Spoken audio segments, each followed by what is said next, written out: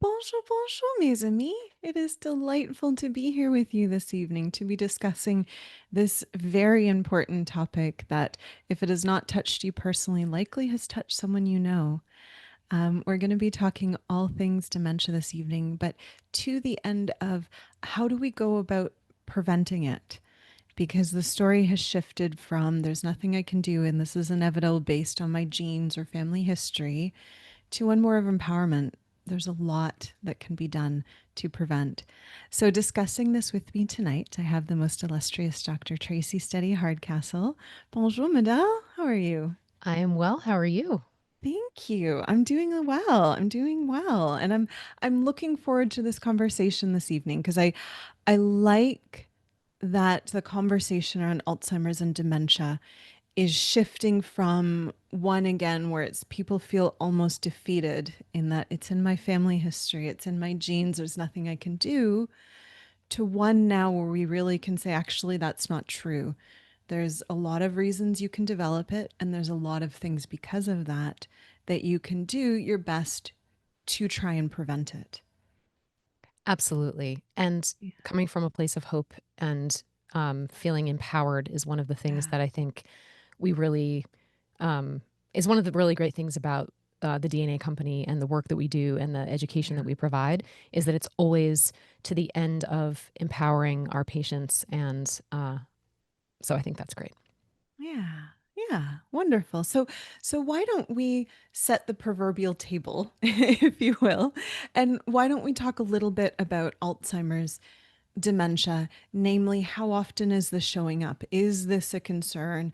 Is it something you hear about, or is it what are the numbers surrounding people who are acquiring and have this condition? So the Alzheimer's Association is saying that there's an estimated 6.7 million Americans age Mm. 65 and older. So that's only in that age group who are living with it currently. And this number is projected by them to double by 2060. Now, maybe with all of the research being done and all of the lifestyle management, it that doesn't necessarily have to happen, but that's what the projection is at this time. Mm-hmm. Mm-hmm. And is the split between men and equal? Like, is men and equal, men and women equal? We're so close, audience. It's going to be a great night. It's going to be a great night, audience. Is the split between men and women having it? Is the risk the same? Are we seeing different numbers there? No, we're not seeing the same numbers. It's definitely more prevalent in women. Some of there are different statistics around it, but some of the more recent ones are roughly twice as prevalent in women as in men. But Mhm. I wouldn't attach too strongly to those statistics because they have changed and will continue to do so. Yeah, yeah, absolutely, absolutely. No, I agree. So why don't we dive right into it? Because audience, we want to really talk about what are the real risk factors towards developing. Because if we're going to talk about how do we go about preventing it, we need to understand what are the things to that contribute to acquiring it. So, Dr. Study, why don't we talk about the ever notorious APOE? Because I think when we talk about risk factors, one of the most popular and well known is the gene APOE. Yes. So ApoE is a cholesterol transport protein, just so that everyone knows, what that is. What is that even about? Um, and carrying one ApoE4 allele, which we talk about alleles a lot here at the DNA company, increases the risk of developing Alzheimer's disease by about 2 to 3 times compared to non-carriers. And ApoE4 have an even higher risk, about 8 to 12 times greater. Um, and APO3, 4 also tend to develop it at an earlier age and progress more rapidly than 3s, but later and with slower progression than 4s. Now, if any of you are looking at your reports right now, Mhm. and you see any of the 3-4 or 4-4 numbers, please do not run or be alarmed because we're Yeah. going to talk about a whole bunch of other things tonight that are empowering and that are factors that you can control because we Yeah. can't change the genetics that we're born with, but we can change how our environment impacts them so that they don't have to do the thing that they are capable of always, right? Yeah. It's sort of like, well, I Dr. Kosterman's cat could knock something off the table right now. The cat is capable of doing that, but will the cat do it, right? Maybe, maybe not. It depends.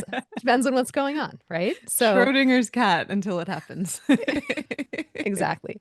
We're going to assume Kitty is not going to do anything like that today. Um, Pretty so, generous. so just because you have, like, this is not, so the DNA 360 is a magnificent test.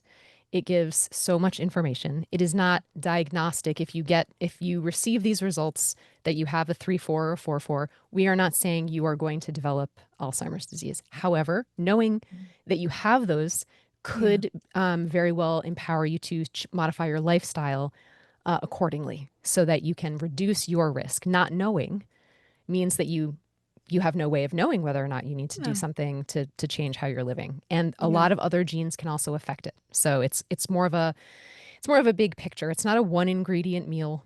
It's Yeah. it's it's more of a Yeah. smorgasbord, you know?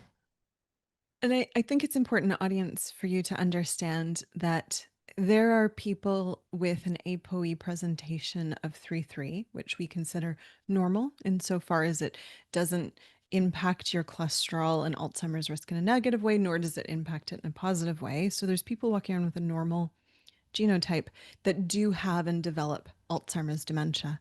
Just like there are people with either a 3-4 or 4-4 with that presentation and do not have Alzheimer's dementia. Does it shift your risk? Absolutely. One predisposes to lower risk, the other increases, but it is not. I like that idea of a single ingredient meal. It does not mean you will develop it. So there is a lot of power you have over this. And I wonder, Dr. Steady, when someone comes to you with concerns of Alzheimer's dementia risk after looking at their ApoE and discussing their presentation there, what other genes are you considering? What are other spices, if you will, that are added to this meal? It's 100% now going to be a food theme. I like it. It's dinner time over here on the East Coast, so we're gonna go with the dinner theme tonight, Yeah. with the food theme. So one of the places that I would look actually that might surprise people is at their risk for type 2 diabetes and how they process starches. Mm-hmm. Um, and the reason for that is because there is a link between insulin resistance and Alzheimer's disease. So even preclinically, patients with Alzheimer's show impairment in glucose metabolism in the brain specifically, and also um, ApoE4 protein has threefold. I was looking for my statistic because I jot down little notes. Has threefold the binding activity for advanced glycation end products Mm-hmm. compared to that of ApoE3. And so AGEs, sorry, are compounds that form when sugar attaches to proteins or fats. And we think of this when we think about like frying or grilling and roasting things at high heat. You've probably heard of them in other contexts. So I want to know how people are managing their carbohydrates, basically, Mm-hmm. and in order to not have that layer added onto an additional risk from having perhaps a 3-4 or 4-4 in their genetics. Does that make sense? No, absolutely. I think if we even take a step back from Alzheimer's and go to the more general term of dementia, so audience, Alzheimer's is a very specific form of dementia, but when we talk about dementia as a whole and kind of cognitive decline disorders, they are by and large also like the medical community lovingly, jokingly calls them type 3 diabetes because the link that Dr. Steady just went over between sugars and brain health is becoming so much more apparent that should you have a blood sugar regulation disorder, it increases risk at bare minimum to dementia, if not Alzheimer's dementia. Yeah. Yeah, so I like that diet consideration because I think it's a powerful one. And as we dive into what can we do about it, that becomes another really important point to it. And in terms of the genes involved in that, two that I would start with would be TCF7L2 Hmm. and AMY1 would be two Yeah. places that I would start. So I don't know if you want me to explain that. If you, I feel like I'm doing a lot of talking, so I don't know if you want to explain why I would choose those to start with. But Yeah. Yep. Yep. So, audience, both of these genes are going to show up in your diet and nutrition section of your 360. You can either look in the system summary or the section specific to carbohydrate. And what they will really curate, TCF7L2 really looks at insulin sensitivity. And so, what this tells us is, are you optimal to this? Do you respond well to insulin? Or will there be a bit of a barrier, in particular in scenarios of consistently high blood sugars? Okay. And so, what this gauge can tell us, not necessarily will you get diabetes, it tells you in the space of a bad diet. So, if you're eating all the sugar, it tells you how quickly you're going to get diabetes. Okay. And it will, especially for those with suboptimal presentations, put them at greater risk, even if their diet's kind of like, it's okay, but it's high in sugar. Again, predisposes towards that risk. The Amy one, what it really influences is digestion and receipt of carbohydrate within the gut. So there's going to be people with suboptimal presentations there that when not when you take two people that are exactly the same but just differ by this one gene, one person, the one with the optimal presentation, actually can receive their carbohydrate better, digest it within the gut better, and have it disseminate into the body a little bit slower compared to the person with a suboptimal presentation who won't digest it as well and will have a spike of sugar, a lot more sugar more quickly, much more of a burden for the body to manage from that same meal. So, this again really curates how much of a sugar burden, how much of a sugar stress is going on in the body. Yeah. Dr. Steady, what are other genetic sections or I guess points within the 360 genes that you're looking at when someone comes forward with this concern and wants to create that prevention plan? I would definitely also be looking at their detoxification. Yeah. Um, so elevated homocysteine is also a risk factor Hmm. for developing Alzheimer's disease. And that can also be, and in the presence of APOE4, that could be even more of a problem. So I would want to, once again, I'm cross referencing things from a bigger pool of genes to see how they're interacting. Um, so, some of the genes MTHFR, SHMT1, MTR, and MTRR, they all help the body to process folate and vitamin B12, which are needed in order to recycle homocysteine into Yeah. useful compounds. And so you don't really want high levels of homocysteine in the body. It's inflammatory.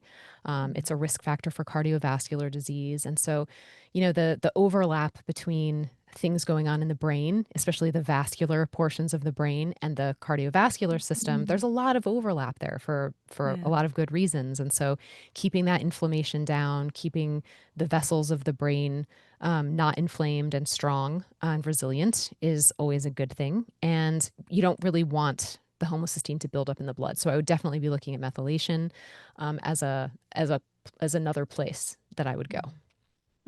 I love that. I love that. And I think the last section that I'd want to round this off with, and I know this is a favored section between both you and I, would be jumping into mood and behavior. And I look at that for two different reasons. I think first, there's a lot of study that associates chronic stress with cognitive decline. It's an independent risk factor. We don't really like talking about stress as a contributor to these sorts of conditions because then it means we have to manage it. And managing stress is very tricky. But research is pretty renounding or resounding insofar as there's an incredible connection between stress, especially chronic stress. We're not talking just in a momentary stress, but chronic stress and the development of different dementias, including Alzheimer's. And so, one of the first ways I would look through mood and behavior is really looking at genetically speaking, how does a person experience stress and how do they recover from stress? Both are very different questions. Both are really important questions because what that then educates me to an extent, what is the risk? If you're someone that's exceptionally sensitive to stress and you're always steeped within it, that changes where we want to be focusing, right? That can increase risk, right? Mm-hmm. And then I think, and this is a little bit of a dance, but this is important, especially for us later on, is the mood and behavior section can really help us understand how to create good habits within your life. So, how easy is it for you to create a good habit? How can you go about that in a way that works best with your body, with your brain, with your genes? Because everything that we're going to be talking about, especially when we talk about what do you do with everything we're talking about tonight, is implement, right? That's the point of why we show up and chat here. It's about implementation. And so your genes can also help with that process because I can really appreciate, and I say this from like my own personal experience of like, all right, what do I want to do for my preventative health? Right?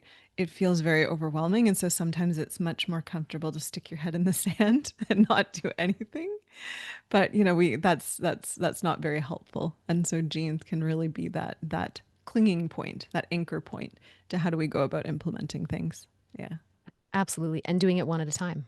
Yeah. Even if you're going through your report or if one of us helps you go through your report, Mhm. if there's a list of 20 things that you should do, maybe implement one of them per month or one of them every 6 Mhm. months so that it doesn't feel like you have to change your whole life because I think that can feel stressful. And then we were just talking about how detrimental stress is. So we don't we don't want to have the very thing that we're trying to prevent be exacerbated by Mm. by the cure for it, right? By the prevention for it. So Yeah.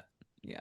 Yeah. So why don't we start talking about, you know, with awareness of what risk factors can be. So we have some frank genetic risk factors. We definitely have diet risk factors. We definitely have lifestyle stress, etc. Why don't we talk a little bit around how we can influence some of these genetic switches, right? How do we shift our genetic switches from kind of being an APOE and that feeling of it being inevitable to what can we do to reduce the risk in that presentation? Yeah. um, the other thing that I wanted to just throw out there is Please. maybe we should take a look at the poll Look at you so, being on top of life. I so appreciate you. that because I just want to get a feel for what everybody is, their top reasons for being here, what they think is important, what they don't know, all of those things. So, Well, thank you. I value you. All right. And thank you, Vanny and Katie, for tossing it up on the screen. The first question, so audience, to Dr. Study's point, we show up to the end of supporting you. So the poll gives us a little bit of insight into what are you seeking to know.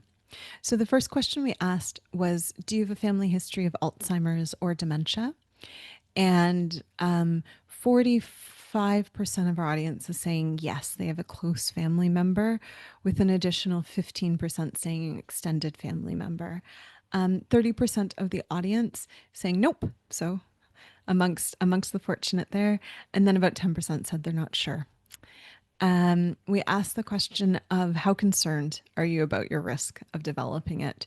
35% of the audience is saying very concerned, reasonably speaking, especially if you know you've seen a close family member go through that.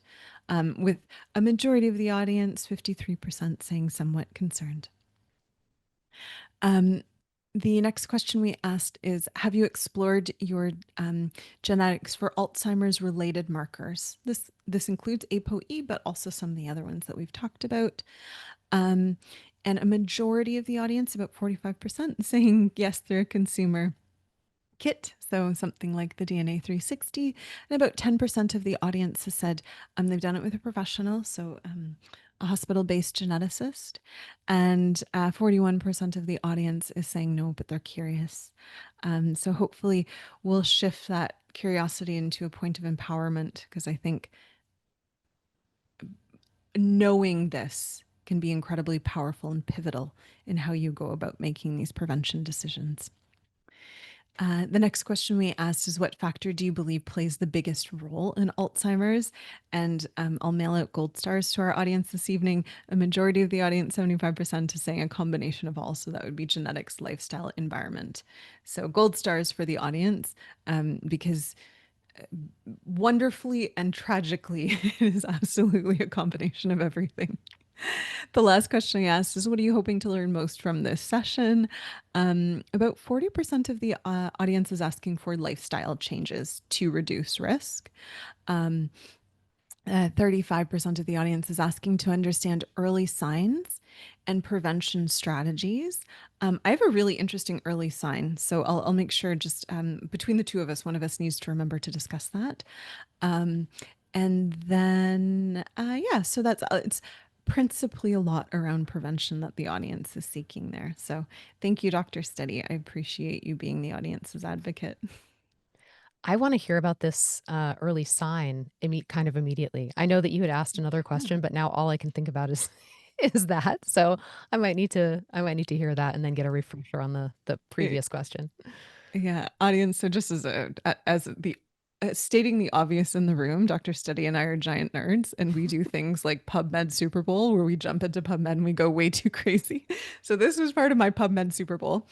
Um, and there's this really elegant study, and it followed, I think it was about 200 people. Please don't quote me, but about 200 people, and it looked at a group of people who had late onset depression. So what does that mean? These people did not have a history of mental health, but then midlife, and this group was around 55, 60, midlife, they presented with depression, a clinical, this wasn't, I'm having a few blue days, this was a sincere clinical depression. So what they did is they compared this group to a control group, so people who were matched to these people and were the same insofar as how old they were, their health status, their health history, their gender, etc. The only difference was one group had that late onset depression and the other did not, and they did PET scans. So, something that PET scans can help us visualize within the brain are two of the hallmarks of depression when we look at it from a physical perspective, or at least from an image perspective. They can pick up amyloid plaques and tau tangles. Okay, so they did the scan, and here's the neat thing, they found that those with late onset depression had statistically higher presentations of amyloid plaques and tau. I believe for amyloid plaques, the difference was something like 30% compared to 10% approximately. And then when it came to tau, I think it was like 5% compared to 1 to 3%. So we're talking tripling, sometimes even doubling of these presentations. And these people were not presenting with signs and symptoms of Alzheimer's dementia. What they were presenting with was depression.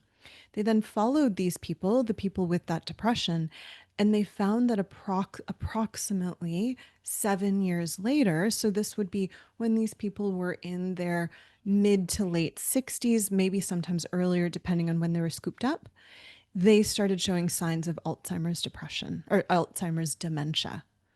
So, what this really shows is that the brain was expressing, or their mood was expressing Alzheimer's before there was any clinical symptoms or signs.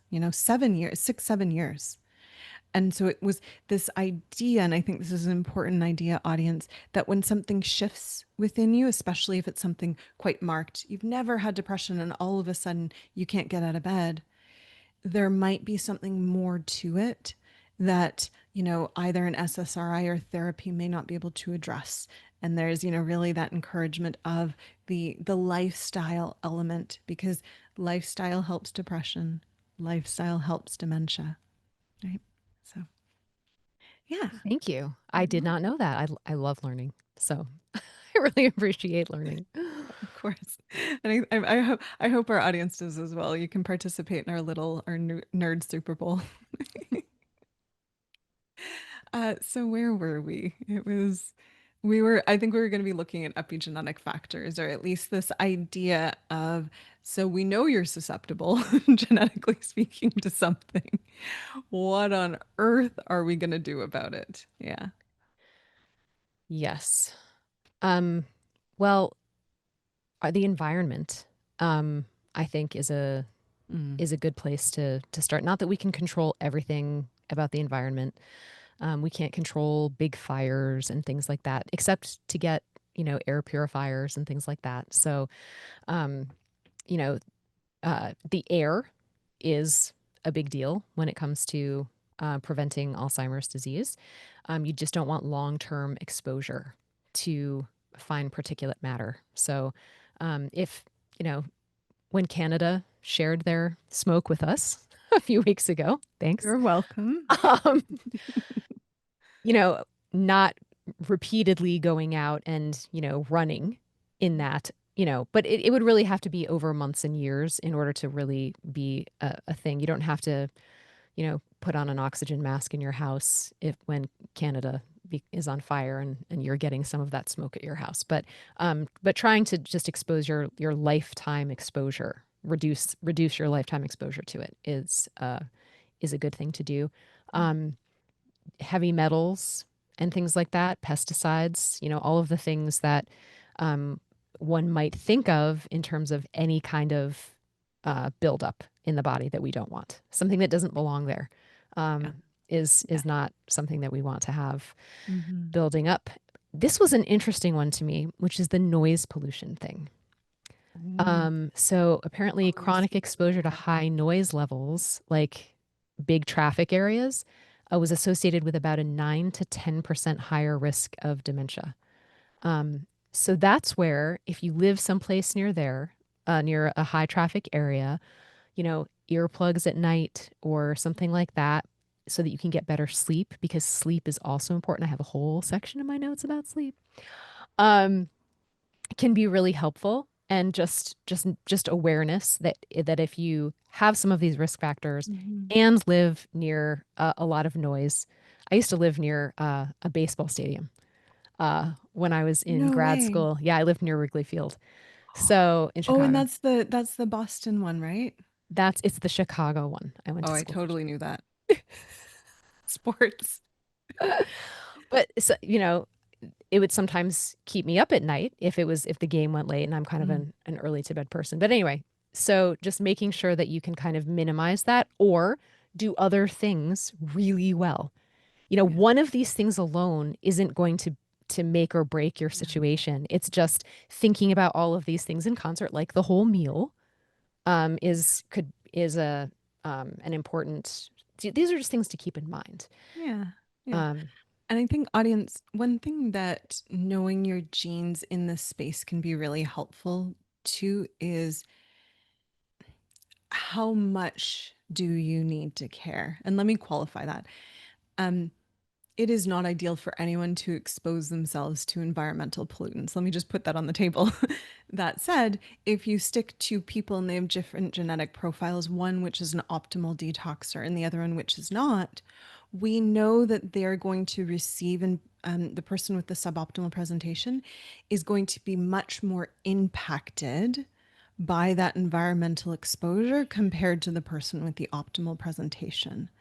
And I would imagine you can already envision in your life, you probably have that one family member who always gets sick, or you have that one family member that if you bring them anywhere, they're like, I can smell someone has a chemical air freshener on, and while that is a good litmus test as to do they have those poor genes or at least something that's wearing too much on their liver, knowing if you're a poor detoxer really can give you a piece of paper that says, I need to focus on the environmental medicine side of this more, unfortunately, than the person beside me who doesn't experience the environment in the same way. So, for some of you, if you jump into your inflammation report, you look around your glutathionization, multiple syllable word point for me. You look at your glutathionization. If you have 0 copies of either an M1 or a T1, or you have a GG or AG presentation of P1, I'd really encourage you considering yourself within this population of people that need to be a little bit more vigilant and mindful of environmental burdens, because there's a strong connection between mold toxicity, between environmental toxicities, and the development of Alzheimer's dementia. Yeah. So thank you, Dr. Steady. Yeah. Where shall we go next along this wheel of prevention? Should we talk about sleep? Shall we? Oh, Now I'm excited to see what your notes say. we just talked about sleep last night, so so there's some overlap there. Um, Especially because reduced deep sleep can increase the risk. So you want to make sure that you've got really good sleep hygiene, that you're minimizing the light, minimizing the noise, as I mentioned.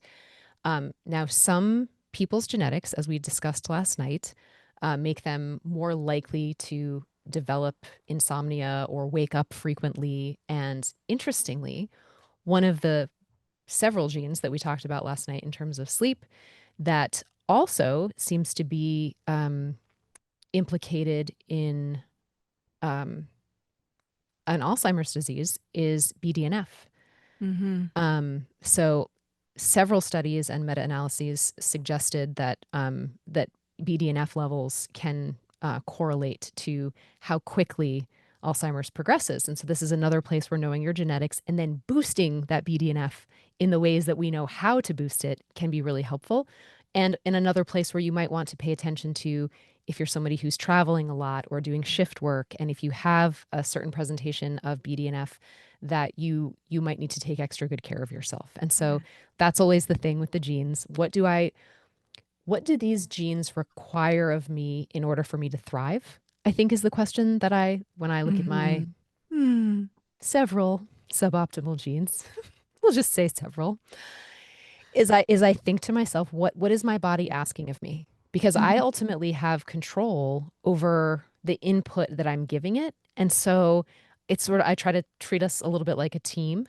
You know, what are they asking of me? What am I providing? What are they providing me in return? Because there's always an upside, there's always a reason. So how can we work together instead of me just being like, your needs don't matter, Gene? I'm going to do what I want tonight. I mean, that sometimes happens. It Um, does sometimes happen, but it can't happen all the time, especially as I'm getting yeah. older. Just gonna And, say. It's just a thing. I hear you. I hear you. I hear you. And oh, Monzia, audience, it would be remiss of me to say, and I do want to say this once, and I will only say it once because the messenger will get shot. Um, for those with an ApoE4, be that a 3-4 or 4-4, it is not helpful to drink alcohol. There is no minimal amount of alcohol that is safe for those presentations. The research is growing more robust, current tense, it's growing more robust that with an ApoE4 and then consuming alcohol, it's kind of a cocktail that increases risk towards that Alzheimer's side. So just something to be mindful of, audience. We don't have to dwell too much on this, but when Dr. Steady mentions like, sometimes you can indulge, and I agree. I think life is important. You spend your health on happiness, and sometimes that includes indulgences. Within an Alzheimer's plan, if you have the four, unfortunately, I would highly counsel against ethanol being even part of that indulgence list because it works together with ApoE4 in such a strong and problematic way. Yeah. And I can't go back and tell my 20s self that, so I will just tell my almost 50-year-old self that now. I would offer until we get to like 40-ish, there's a little bit of grace there. So we'll just that's what I need to tell myself at least. There you go.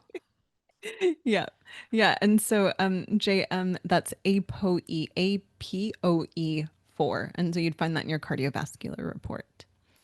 All right. Yeah. Okay. So and thank you, Katie and Banny, for tossing in the link to last night's webinar on sleep, because I think sleep is a topic we could probably do like a full month on and not even scratch the surface. But it's very, very important, audience, to be putting in that sleep. And I think to Dr. Study's point, understanding what supports your body needs in order to achieve good sleep. And at what point in time do you reach out to a healthcare provider to really support your sleep, because it's not something you can figure out yourself.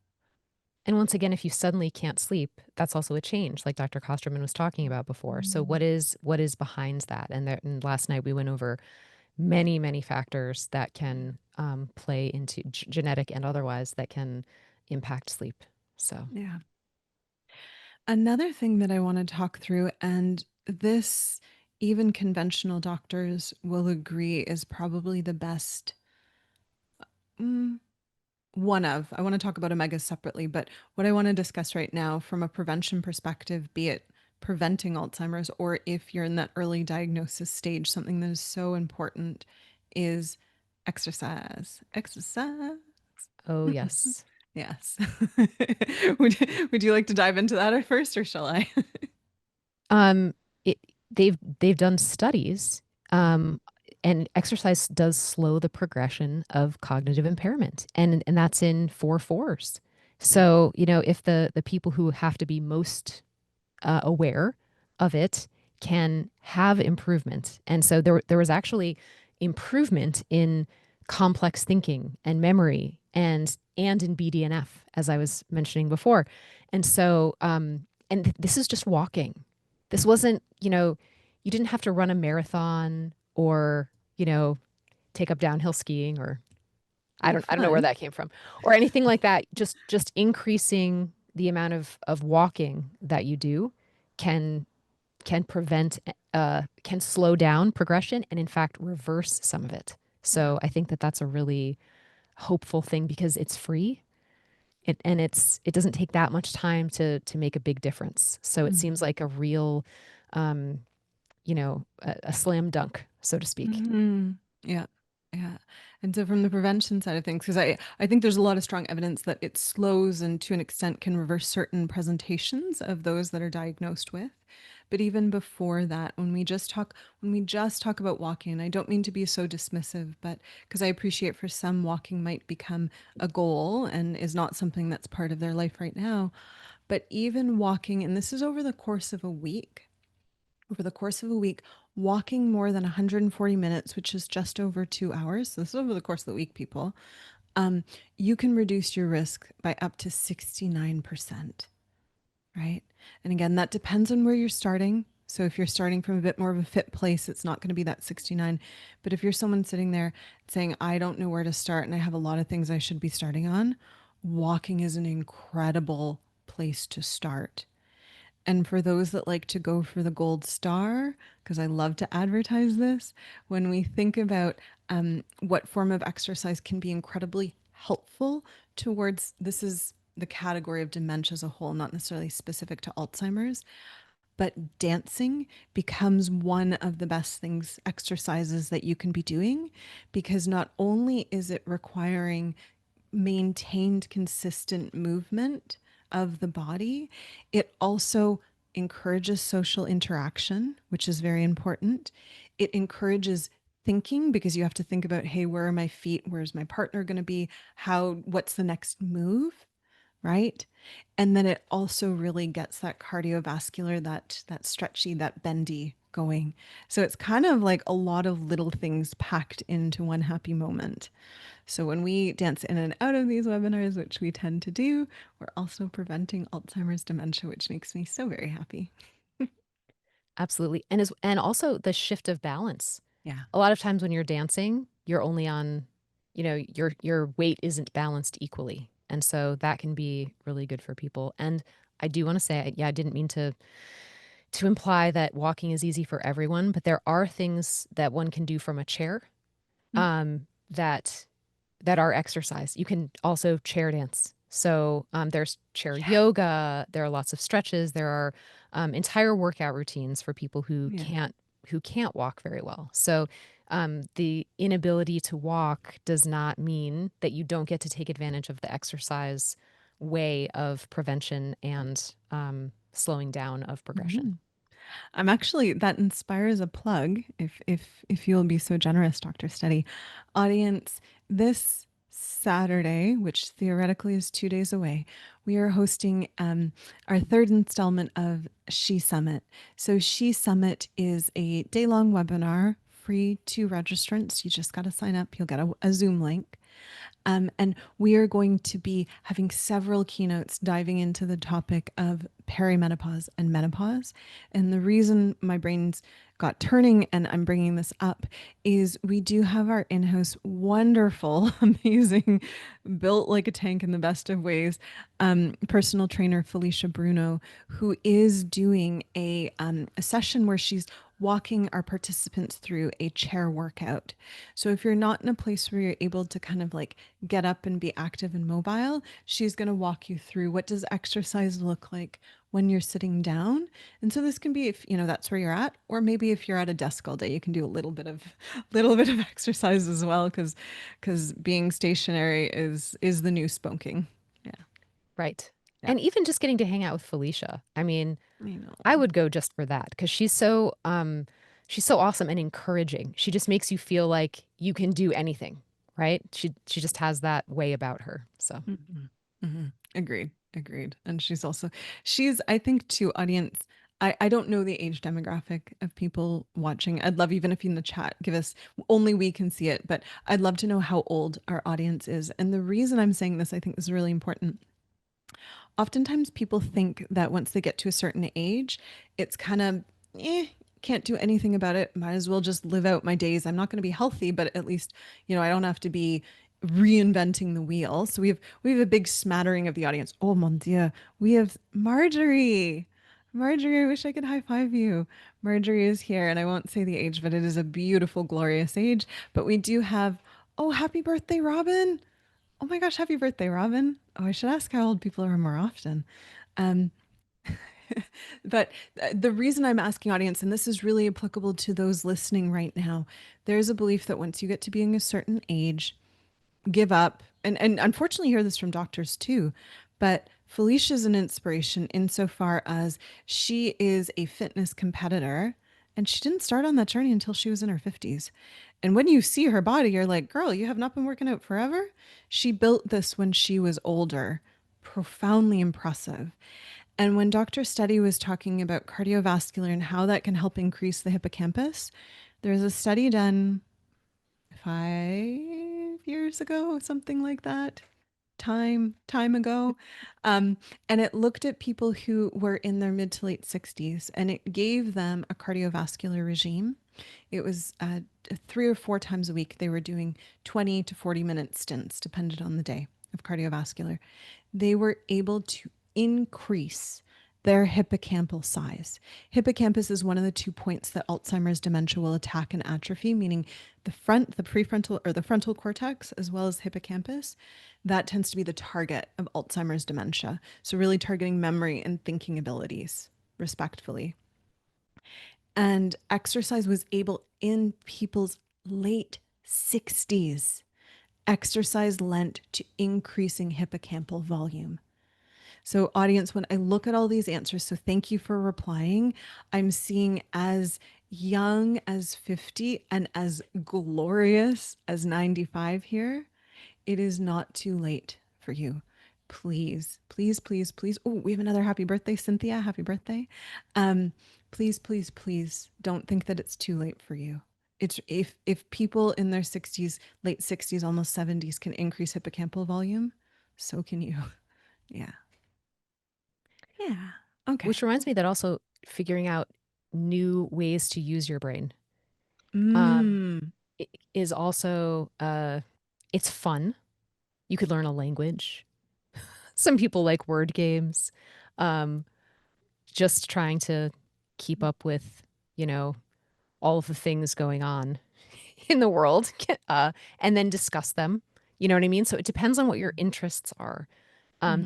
There is a way to stimulate your brain and learn things that keeps your brain active. So much like your muscles, you want to work that brain out a little bit, Mhm. and you can do that both with thinking activities, but also if you do things like dancing, like yoga, like certain kinds of exercise. Like I had a Zumba teacher who would suddenly say, "This one's for your brain," and it would be like doing something with our arm and something with our leg, and then it was like it because the brain really had to figure out how to do those things at the same time. So both using your body in different the two different sides differently is helpful.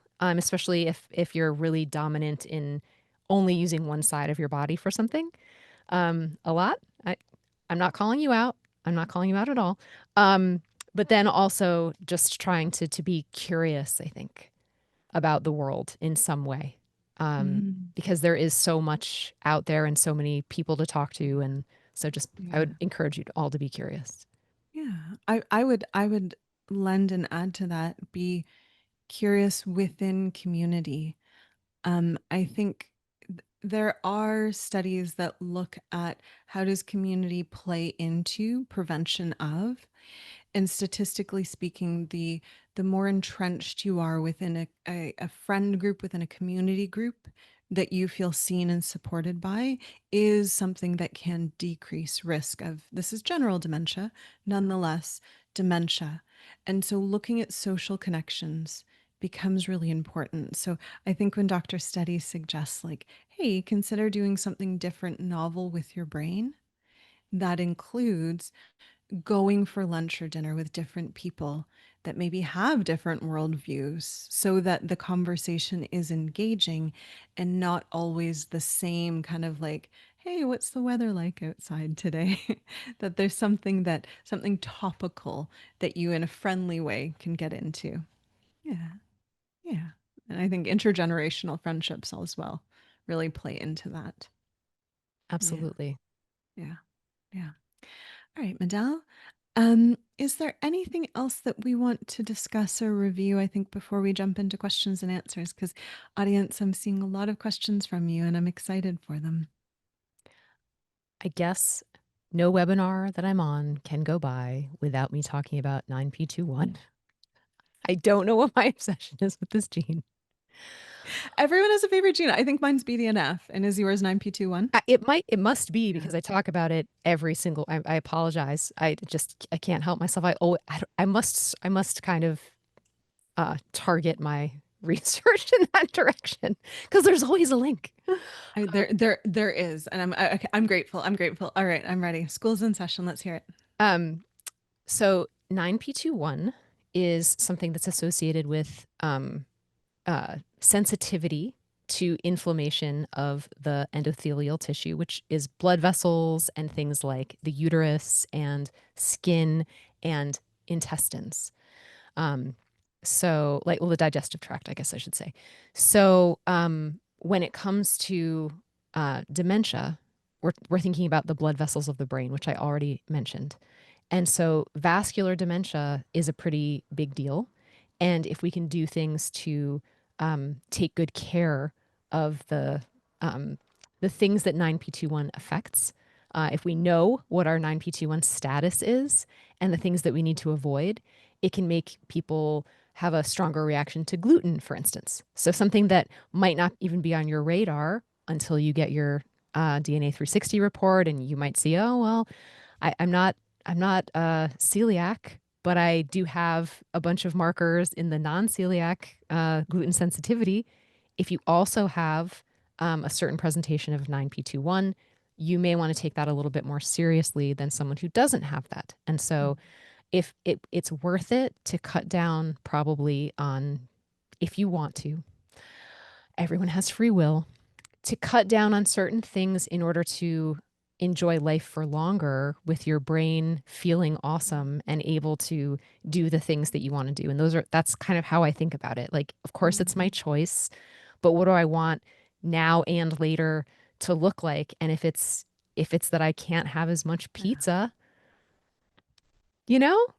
Oh, Dr. Kosterman's not happy about that. Actually, no, I think I can. I'm okay without pizza. It's the croissants that just tear my soul apart. Whatever your thing is. Um, and in some moments, it might be like, yes, pizza is 100% worth worth it, or a croissant. My accent is terrible.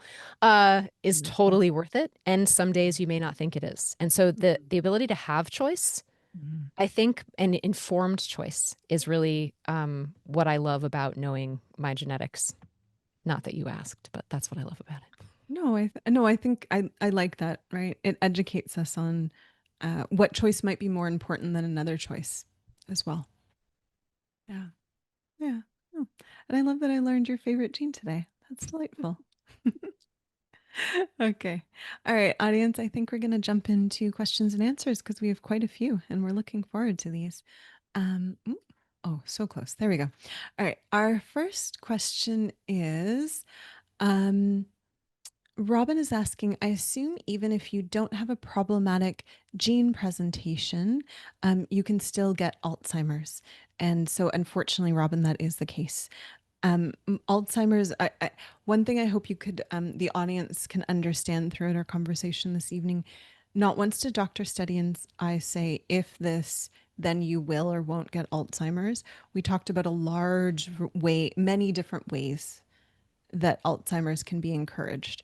Dr. Dale Bredesen, who does a lot of work with people who have Alzheimer's, he's identified effectively 36 different contributors to Alzheimer's. And so that means people who do not have the APOE4 within their genome can still acquire it, unfortunately. They just have a bit of a different, from a genetics perspective, risk profile. All right. So Usada is asking, and I hope I said that correctly, what happens to people who do not get a copy of APOE from each parent? Zero APOE. So you will be getting one copy from each parent. The range, I guess the presentation range, the allelic range can be 2, 3, or 4. So every person that I'm aware of that has been genotyped. This isn't something that's often subject to deletion, would be getting a copy of a 2, a 3, or a 4, and they get that twice, one from each parent. So I hope that's helpful.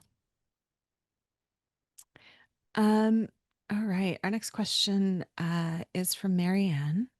Marianne's asking, um, phenphthalate, which is a B vitamin. Dr. Seti, do you recall, is that 2 or B1. 3? B1? Oh, I think it's B1.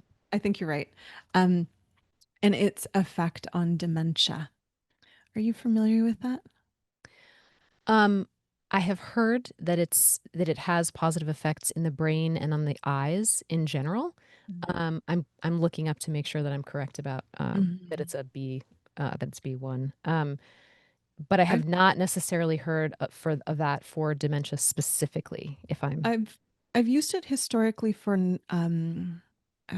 peripheral neuropathy, meaning it can be something in peripheral um, nerves to help regenerate and to help support. So, in particular, people who, for example, have complications of diabetes, their peripheral nerves will be impacted.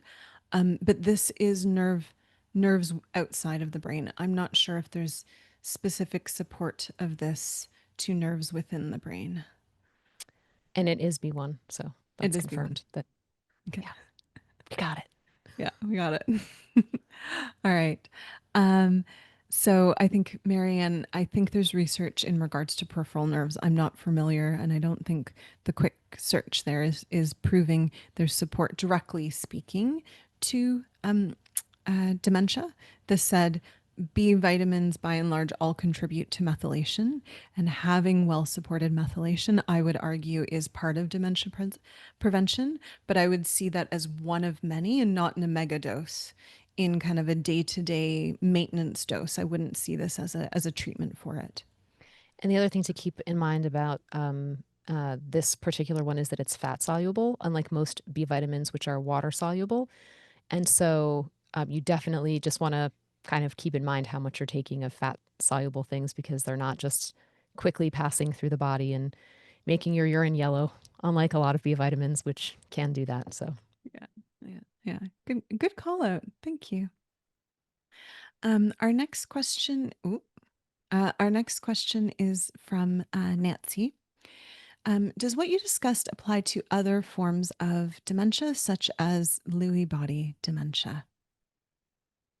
I Yeah. think that a lot of the strategies that we use for prevention and overall health are applicable to all kinds of dementia, right? It's so this was a more targeted on Alzheimer's presentation or webinar, but I think that knowing what your genetics are and how to optimize your health is good for just about any health condition you could possibly have, really, because it's working with your body, like I was saying before. Yeah. Beautiful. I love that answer. Cindy is asking our next question, and their question is regarding TCF7L2 and AMY1. So these are the guys that we talked about in relation to insulin and carbohydrates. If we could speak to what the optimal presentation is versus the suboptimal. So Dr. Steady, I see you ready there. But I don't have to do so much No, talking. please, Um, please. in terms of TCF7L2, GG would be produces uh, is would be the ideal. It would be the most optimal one of them, and TT being the least optimal. Once again, don't freak out. It's just that's how we describe them. Mhm. And as far as Amy one, AAA has the fewest copies, usually 4 to 6. So those are the people who are going to be digesting it kind of as all at once, not as they go along, starting in the mouth as much, and can have more of those spikes in insulin as a result of that. Yep. Yeah. All right. Barbara has our next question. Barbara's saying, I have been hearing that one of the reasons that women have higher numbers of dementia and Alzheimer's is their loss of hormones with menopause. What is your take on this? Oh, I had a conversation about this past weekend too. Yeah. Dr. Um, Study. when something as big as loss of hormones Mm, happens to everyone, and there are statistics like this, I think one has to ask this question: is there an impact of hormones on this situation? mm, Um, and I think that we're going to be taking a look at the data from before they stopped giving them out, when people were still taking hormones. The people who I don't want to say the generation, but there was a good 20-year period where women didn't have as much access to them because of the Women's Health Initiative study. And now women are back on them. I think pretty soon we're going to be able to really have mm, some good studies coming out um, comparing these groups. mm, And um, I have a suspicion that the answer is probably yes, because of the effects that I know estrogen and progesterone have on women's bodies, and their inflammation and their blood vessels and their cholesterol numbers and all of the things, right? So I'm extrapolating from what I know for sure about hormones, that it does have an effect, though I have not necessarily read a huge, wonderful study that says that yet. And mm. maybe you have. No, I haven't. I haven't seen a larger one, but I think in general, those that are hormone literate and have spent time studying hormones, in particular replacement, agree. And I would too. I think, audience, one thing to remember is that up until maybe 100 or 200 years ago, a woman maybe lived 10 years after menopause if she was so fortunate. And now we have women um, living much longer. And so there's a lot longer with which they will deal with the loss of cardiovascular protection, the loss of insulin support, the loss of, even within the brain, there's a lot of estrogen receptors within the brain. And so the loss of that is a loss within, that's kind of why a lot of women, as they go through menopause, will talk about brain fog, right? That's part of it. And so I think there's, um, it's a very sound hypothesis that there will be a connection between the two. Yeah. Yeah, and progesterone receptors too, all over the nervous system. Hmm. So, Yeah. Hormones. Yeah. yay. All right. Robin has our next question. Um, And so Robin is asking, what if you have the GG version of both BDNF and TPH2? Yay. Oh, can I talk to this one, Dr. Please Steady? do. Amongst my favorite gene used to be COMT, and then and slowly it shifted to BDNF. So what Robin is talking about here, audience, is something called epistasis. So remember that our DNA is in this beautiful two-stranded helical thing. So, as much as we want to think about it as a bunch of numbers and letters on a piece of paper, it exists within every cell of the body. And it's this beautiful curly Q within the body, which means that different genes have the potential to physically, biochemically, or electrophysically interact with one another. And what is seen between a certain presentation of BDNF and a certain presentation of TPH2 is that if you have G's across the board, so 4G alleles between the two, right? And these are SNPs, that unfortunately you will have a suppression in the presentation of your BDNF. Okay. Meaning, even though if we were to look at your BDNF alone, GG is what you want, it is what promises us that you can make that miracle grow for your brain. Unfortunately, if you also have that presentation of TPH2, there's going to be a bit of suppression, and you present as someone that has a suboptimal or a less optimal presentation of BDNF. And so, you, even though, again, unfortunately, because you have that, you need to be acting and supporting body, asking body, hey, what's it need, given you're not strong in this space, to be supporting BDNF. Robin, we we have a webinar that speaks specifically to BDNF and how you can go about supporting it. So audience, if you're interested in that, especially given how influential it is towards brain, it is the miracle grow of our brain. We have a really good webinar on that. So either Katie or Vanny will toss that into the chat so that you can access that after the fact. All right. Dirk is here. Hey, Dirk.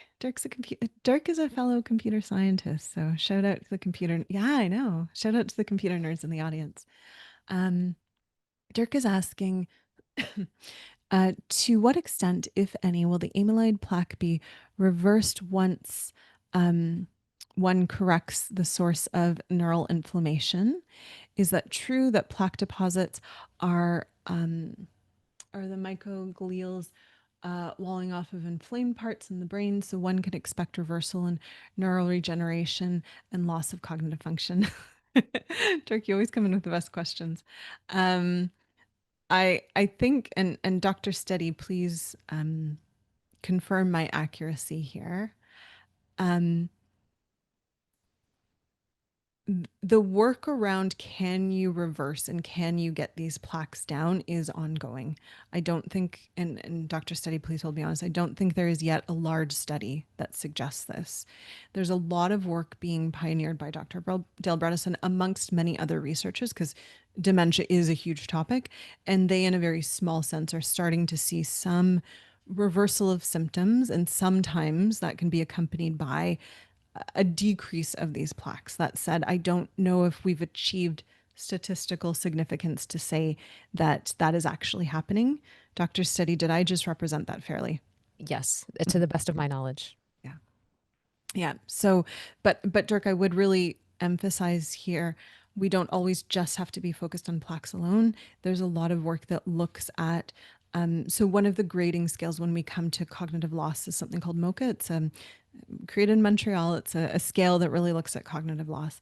And we've seen that people who have lower scores correlating to loss of cognitive function, those scores can be increased by several points, 1 to 3, depending on the study, simply by doing these things. And it's really the symptoms that you're after to a certain extent. So if you're able to alleviate symptoms, do you want to alleviate the physical presentation? Absolutely. But we also want to see other measures. We don't want to get lost in just the physical. Mm-hmm. Yeah. Dr. Steady, anything to add before we jump into your favorite gene is next on deck? Nope. You Okay. you got it. All right. So Cindy is asking the question 9P21. And Cindy, and for our audience, what I'll do is I'm going to toss this in the chat so that you have access to it. It's 9Peter21. We might have said that quickly. So just for everyone's awareness, 9Peter21, and we'll have that in the chat in a second. They're asking, is GG concerning? So I guess, Dr. Seti, do you want to talk about how we look at different SNPs there? I'm guessing that means she has two Gs. Is that how it would be presented in the in the report, Dr. Kosterman? No, in the report, we actually count up G's. So Right, that's audience, what I mean. So Gigi would mean that she has two. Is I that I believe so. okay? That's what I wanted to And confirm that I Cindy, was interpreting that correctly. yeah, Cindy, please toss into the chat if you want to shift our interpretation there. But I believe two G's is what she would present as. So three or more Gs is where we start to look for increased endothelial sensitivity. It can go up to more than six. So it two. With two, you're thinking things like no excessive fish consumption, and you things like that. But you're not. I wouldn't say concerning necessarily. Whereas if you have five or six, then you're going to want to be careful with um, how you're exercising and really making sure that you supplement in various ways, and that's and really paying attention to what your blood vessels are doing. So please feel free to add to that, Dr. Kosterman. Um, No, I think that's beautiful. I think it's in particular for cardiovascular risk, unfortunately, it's very well teased out that if you sit in the approximately 3G space, you're looking at an increased risk profile of cardiovascular event at about 1.2.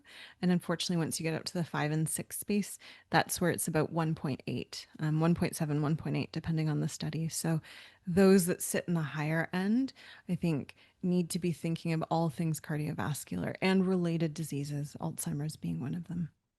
Yeah. All right. Our next question is from Diane. If you don't digest starch very well, so possibly she's someone with a poor AME1, how do you improve your digestion of starchy vegetables, which could influence your insulin response, or at least that sugar loading? So when I think about this, I think about how much starch and Mm, what it's in combination with. So fiber is a really great way to kind of slow down the hit of glucose as the result of starchy vegetables. And so combining, if you have a plate, um, keeping the starchy part, it's not saying you can't have it, but just keeping it to a certain percentage, and then have a lot of the rest of your plate be broccoli and lettuce, and even and protein sources also, like and some healthy fats will slow down how that hits your digestion. And that would be my best recommendation if you're still going to, if you want to eat those, is just amount and what you combine it with. mhm. Beautiful. I love it. And I'm curious, would you also think through something like, especially if it's going to be a larger carbohydrate meal? So close, audience. So close. Would you ever consider either a digestive enzyme or herbal bitters, anything along those lines? Certainly, those are definitely good options, and different people respond to different things in different ways. But those are both pretty safe things to experiment with, I think. Mhm. Yeah. So Robin has a question here. What else should those of us with 5G for their 9p21 avoid in addition to gluten? So I guess Robin, one thing I would offer as well. So if you go into your diet and nutrition and then into the carbohydrate section near the bottom of the report, you'll see something that's effectively we look at a gene called HLA and we look at a bunch of different SNPs, or if we think of a gene as a book, we look at a bunch of different pages, which tell us, are you predisposed to celiac from a genetic perspective? And are you predisposed towards gluten sensitivity? Very separate things, but HLA will kind of tell us both. And I would look to that section first because I think that also will really reinforce how much you want to avoid in general. Because if you register as either of those, the effort that you want to avoid gluten will increase and shift. When it comes to other things, yeah, yeah, this is kind of where the 360 comes in because arguably there's a lot of other things, and it really depends on how you interpret your report. I'd really encourage. getting an interpretation of the report at that point in time, because every person is going to be different in what they're needing to avoid. Dr. Study, any other saged wisdom there? I was going to say that the reports to look at in conjunction with this might be um, mood, how you handle stress, exercise, because you're going to want to be aware of how much or how little of what type of Mhm. exercise to do when you have this, and the hormone one would be the and the detoxification. So those reports it's like the whole thing. No, those four in conjunction with this gene will help you to figure out um, the advice that you're given in those reports will help you to help your 9p21. That's what I'm trying to say. Hmm. Yeah, yeah, agreed. If you're looking for support from us at all, Robin, don't hesitate to reach out. You can use the email ceo@thednacompany.com, and Vanny or Katie will toss that into the chat so that you don't have to scribble it down. Um, I love this. I love our audience so very much. Annette has offered that her daughter is doing a PhD program where they study about phenolphthalein B1, vitamin B1, as a treatment and prevention for Alzheimer's. Annette, if you want to put her in touch with us, that would tickle both Dr. Study and I. You can use the CEO email at and just kind of put nerd alert. And if you want to connect, we would love to connect. I'd love to see your research. I think that's so, so interesting to me because I've only really heard it or leveraged it, at least in the application of peripheral nerve disease, not necessarily more central. So thank you for sharing that. I love our audience so much. We have the best audiences. We really do. We really do. Yeah. Um, oh, Oh, it's and already then been she offered published. Sorry. All right, that was a little that was more excitement than we usually exhibit on webinars. the poor audience has to listen to the nerds drabble on. So audience, we're gonna offer this up in the chat because I think if you really want to dive into it, this would be delightful. She has offered into the questions the actual journal reference. So I think that's important if anyone wants to get their spectacles on.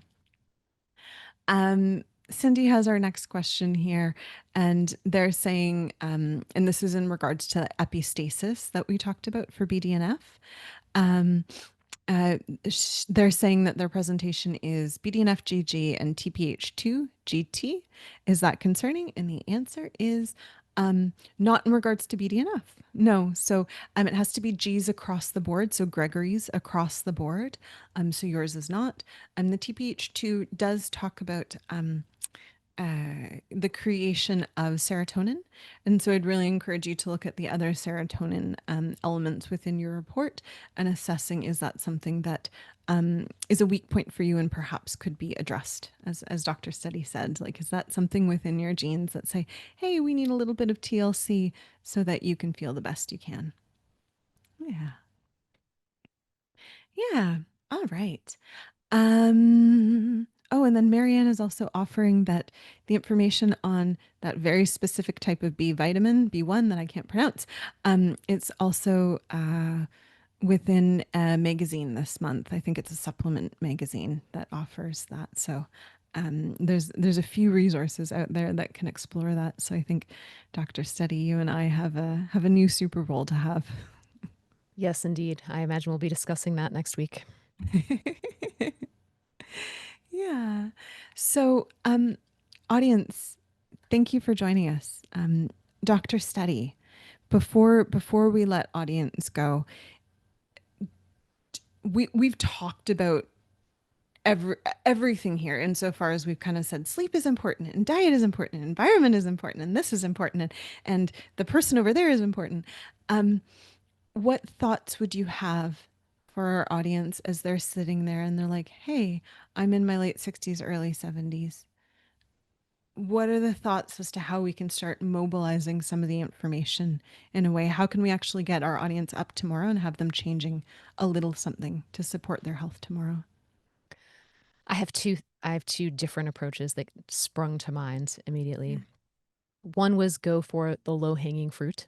Mm. So if you already know that like to take a walk or you like to socialize and in a way that keeps your brain really engaged, making sure that you do it more consistently. If you like something that's good for you, do more of it, but not to excess. Some of us in the United States, we like to overdo good things. So I wouldn't say necessarily overdo it, but um, go in the direction that brings you joy, which is another one of the things I seem to bring up on every webinar.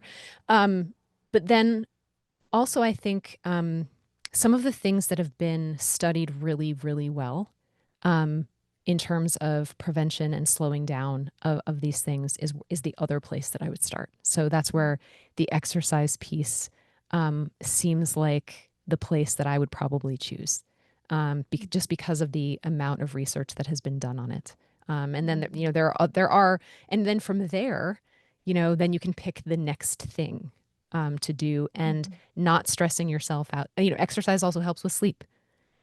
Exercise also helps with glucose metabolism. So, like a lot of the other things that we talked about that factor into the prevention strategies are also targeted BDNF, or they're also targeted by exercise. So it's sort of like that one thing could actually get you the most bang for your buck. So that's where I would start if I had to choose only one thing to start with. Beautiful. I love that. I love that. That'll remind me tomorrow I need to exercise, even though I don't want to. I'll text you. She will too. D'accord. All right, audience. Okay, so just one last comment, I think, from Kitty. They were saying that a friend was prescribed NAC for memory and says it's helping. Can this actually prevent? I'm not aware of direct mechanisms outside of NAC is well studied. It supports I forget. It's Dr. Study, you may be able to offer me the more specific words, but there is on cells to help maintain, I think it's a detox. It's an element that supports cellular detox. NAC is a required element for, and so supplementing with that can help with, and what it's directly doing is It's a helping with, precursor. Yeah. thank you. It's helping with detox effectively and very Yeah. specific to brain. So I'm not aware of studies that link the two specifically, but I know that is a mechanism of how NAC can support brain. But again, a lot of this study, at least in how NAC supports brain, is in sick populations. So people with chronic illness, in most of these instances, COVID, long haul COVID. So always qualify that, because we want to be careful when we extrapolate results. Yeah. Dr. Steady, any other thoughts there? Nope. Mm, That was perfect. yeah. Barb is encouraging me to exercise, says I have to find something fun, which is why we dance. I love this. So, audience, we invite you to dance out with us, because as we've learned, not only are you going to be helping your mental health, you're going to be helping your brain health. And that is the point. So thank you so very much, audience, for being with us. Dr. Steady, thank you for this delightful little nerd bowl. And thank you, Dr. Kosterman, for being swimming in the nerd bowl with me. All right, audience, before we gush too much, we are going to dance out. Au revoir. Thank you so very much. It was wonderful to spend this evening with you. Au revoir, mes amis. Au revoir. Where's the music, Vanny? There we go. Oh, she's getting fully in there.